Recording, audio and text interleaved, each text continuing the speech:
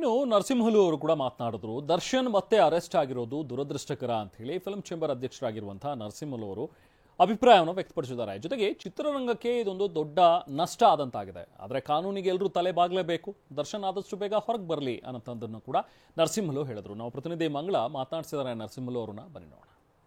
ನಮ್ಮ ಜೊತೆ ಇದ್ದಾರೆ ಫಿಲ್ಮ್ ಚೇಂಬರ್ ಅಧ್ಯಕ್ಷರಾದ ನರಸಿಂಹಲು ಅವರು. ಅವ್ರನ್ನ ಮಾತನಾಡ್ಸೋಣ. ಸರ್, ದರ್ಶನ್ ಅವರು ಮತ್ತೆ ಅರೆಸ್ಟ್ ಆಗಿ ಜೈಲ್ಗೆ ಹೋಗಿರುವಂಥದ್ದು, ಜಾಮೀನು ರದ್ದಾಗಿದೆ ಸುಪ್ರೀಂ ಕೋರ್ಟ್ನಲ್ಲಿ.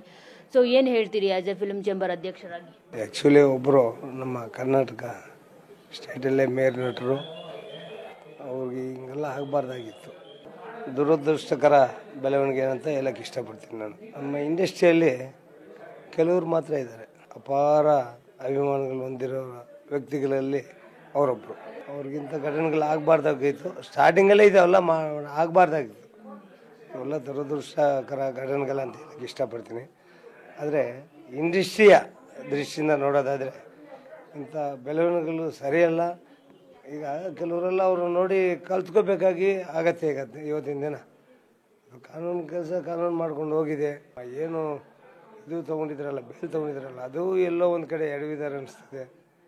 ನೋಡೋಣ ಮೇಡಮ್, ಕಾನೂನಾದಾಗ ನಾವು ಯಾವುದೇ ಕಾನೂನು ಆದೇಶ ಮಾಡಿದಾಗ ಅದನ್ನು ನಾವು ಧಿಕ್ಕಾರಾಗಲಿ ಇನ್ನೊಂದಾಗಲಿ ಮಾಡೋಕ್ಕಾಗೋದೇ ಇಲ್ಲ.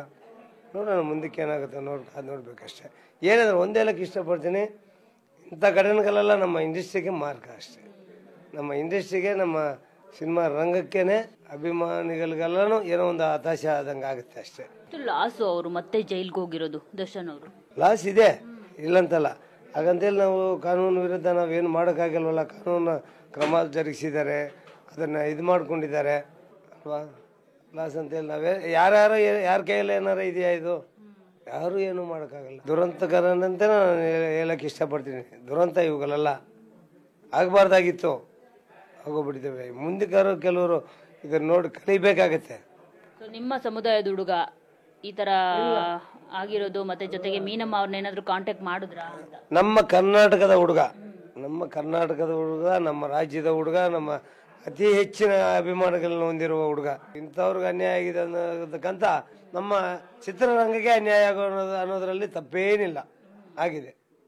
ಸೊ ನೋಡಿದ್ರಲ್ಲ, ಇದಿಷ್ಟು ಫಿಲ್ಮ್ ಚೇಂಬರ್ ಅಧ್ಯಕ್ಷರಾದ ನರಸಿಂಹಲು ಅವರ ಮಾತು. ಕ್ಯಾಮ್ರಾ ಪರ್ಸನ್ ಬಾಲಾಜಿ ಜೊತೆ ಮಂಗಳ ರಾಜಗೋಪಾಲ್, TV9 ಬೆಂಗಳೂರು.